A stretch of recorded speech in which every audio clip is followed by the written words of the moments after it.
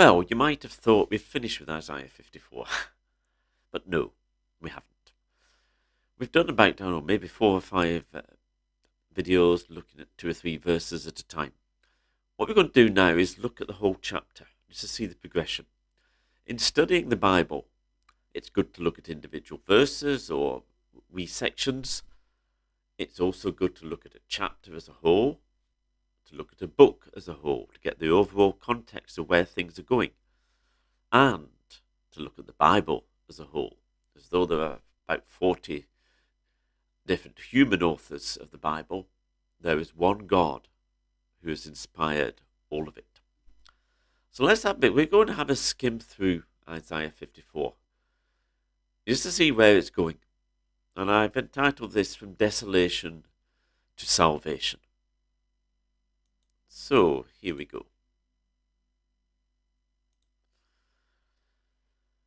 It starts off, "Sing, barren woman, you who've never borne a child." The chapter is brutally honest. It's not just a fairy story. And it's using the picture of a barren woman, a woman who couldn't have any children. And life seems desolate. She seems desolate. All the circumstances say she is desolate. And Isaiah 54 comes after Isaiah 53. So all of this is said in the light of the cross, in the light of the death and resurrection of Jesus Christ. And the first command is shout for joy. Shout for joy. This is said to the barren woman, to the one who was never in labour. And you've been brutally honest about the situation. God's not, oh, well, things are going okay for you, really? We're going to make them a bit better. No, things are desperate. Why? Because of the cross, everything changes. What seemed impossible will now be possible. Then he goes on, enlarge the place of your tent. We need to broaden our horizons. Before the cross, we lived in the light of our own strength. Now we live in the light of the cross. So we are to expand our horizons. Then he goes on, do not be afraid, you will not be put to shame. Don't fear disgrace. We might think, when we hear about salvation, what about our past failures? What about our past disgrace? The effect of these things can be deeply ingrained within us. But God says you will not be put to shame. Why? Because your Maker is your husband, because of God's personal commitment to us. I don't know what you think of your life right now,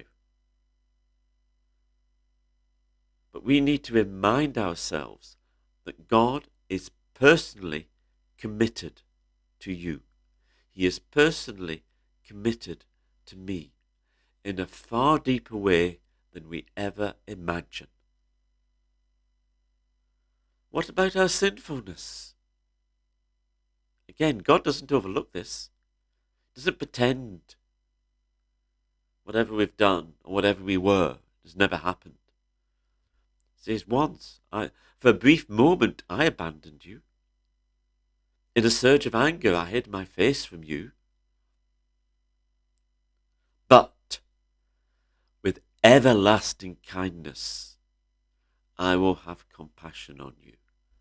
You see, on the cross, our sinfulness was dealt with completely. And it goes on. To me, this is like the days of Noah. My unfailing love for you will not be shaken, nor my covenant of peace be removed from you. We live under the covering of God's unfailing love. That is the truth. That is where we stand. It says in Romans 5, here in the grace of God we stand. There's no earthly reason why we should live under God's unfailing love. But we do, because of the grace of God given to us in Jesus Christ. Then he goes on, afflicted city, lashed by storms, not comforted. I will rebuild you. Terror will be far removed from you. God rebuilds us. He is creating something beautiful, something strong within us through the work of the Holy Spirit in our lives. And then finally, no weapon that's fashioned against you will prevail. Whoever attacks you will surrender to you. You will refute every tongue that accuses. God is making us into overcomers. This is God's salvation. So we go from desolation to salvation, from people who are utterly defeated to people who are overcomers. That is the glory of the gospel.